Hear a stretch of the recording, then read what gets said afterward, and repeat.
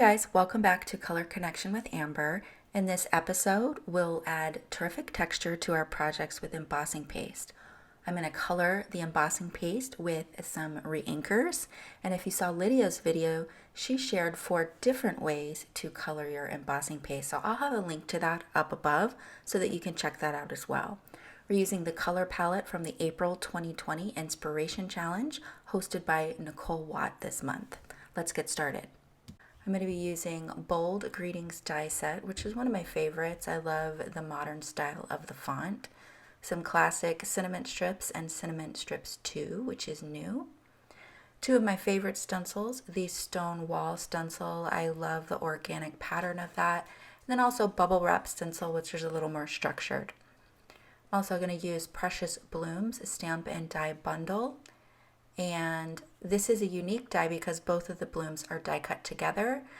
We'll use this stamp set 2 different ways to create 2 different looks of blooms, and I'll show you the insert a little bit later in the video.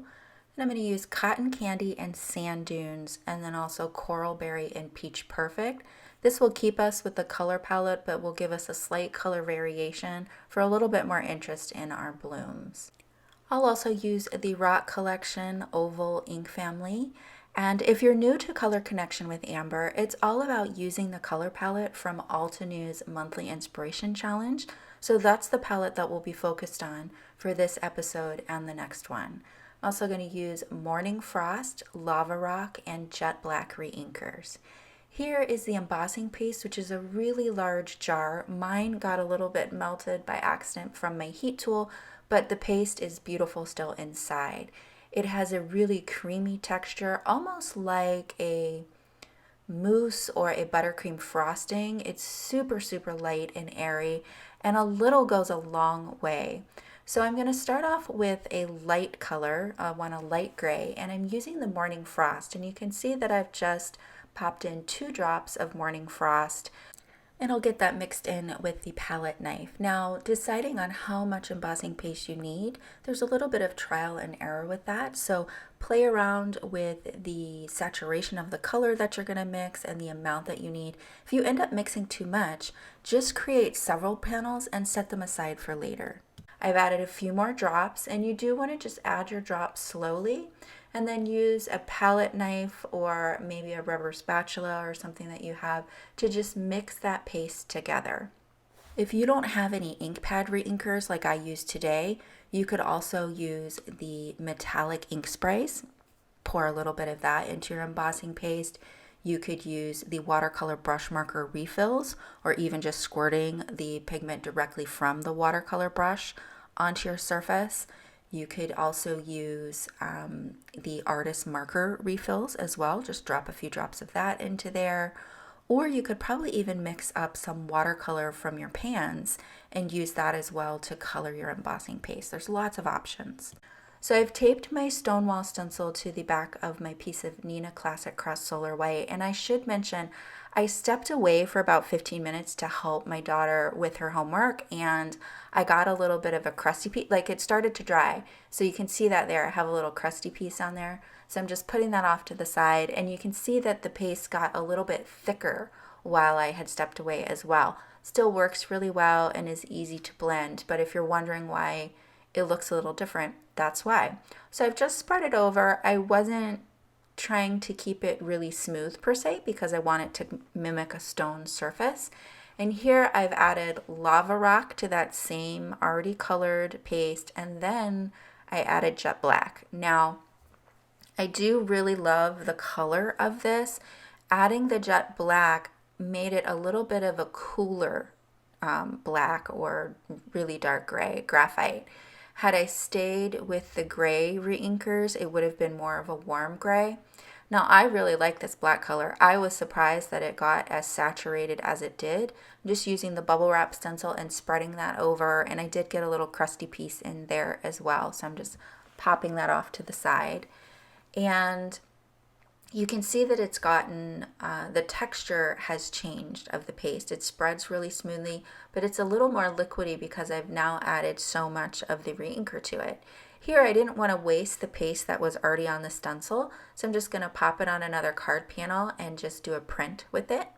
and I'll set that off to the side.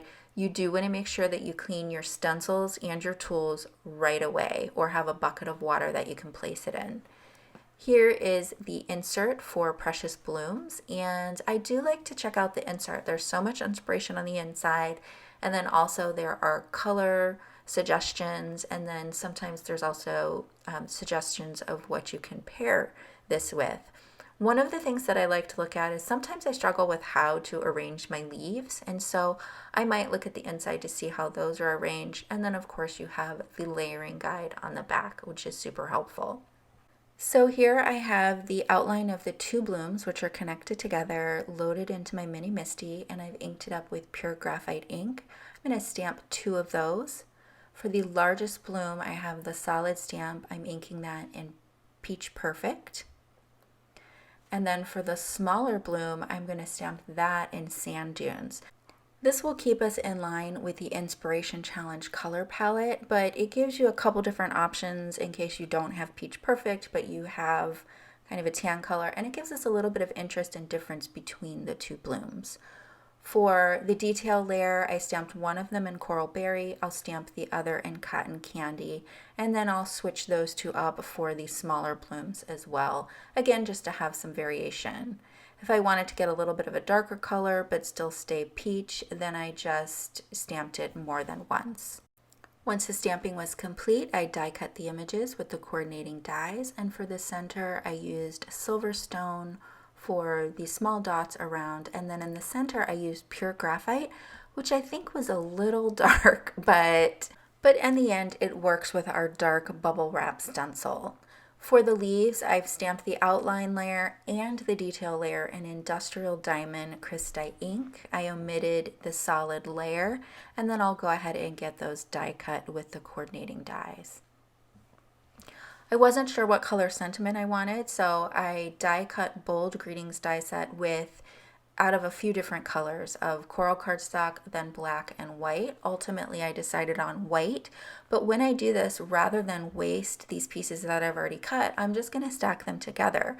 Now, because they're in coordinating colors, it's going to add a nice design element when you look at it from the side. It's just a little extra something, and then you haven't wasted the work and effort you've put into cutting those dies. So I'll get those stacked up.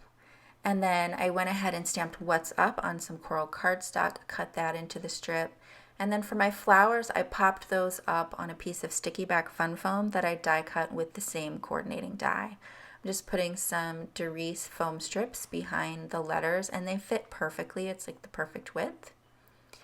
And then to finish off this card, we'll add some satin weight sequins. Now, I am in love with these sequins, you guys. There's 3 colors. Satin white, satin gold, and antique gold, and they're all just the perfect shades. I feel like they go with any of your cards. Here you can see that nice detail element of the different colors stacked together. I love the texture of this black embossing paste that we created with the reinkers, and I really like how this card came together. For the second card, I stamped the blooms with Industrial Diamond, and I omit the solid layer and go straight to the detail layer, the large bloom in Coral Berry, the small bloom in Peach Perfect. I'll go ahead and die cut that out and arrange it with the leaves that I die cut in the previous step. I have a sentiment here from the original sentiment strip stamp set. Remembering the stacked rocks from the inspiration photo, I decided to cut this sentiment strip and stack it like the rock. So I'll get those popped up on some foam strips. And I love the texture and the color that was achieved with the embossing paste and the reinkers. I hope this opens your mind up to the possibilities and the color spectrum. Any of your colors can be used to color your embossing paste, whether you want a light color or a really dark saturated color. You can get there with your white embossing paste. We'd love to see what you're creating. Be sure to enter your projects into the Altenew April 2020 Inspiration Challenge. I'll have a link down below. And if you share on social media, tag us at Altenew and myself at Notable Ink. Thanks so much for joining me today, and I'll see you real soon with more inspiration. Subscribe, like, and ring that bell so you don't miss any new inspiration.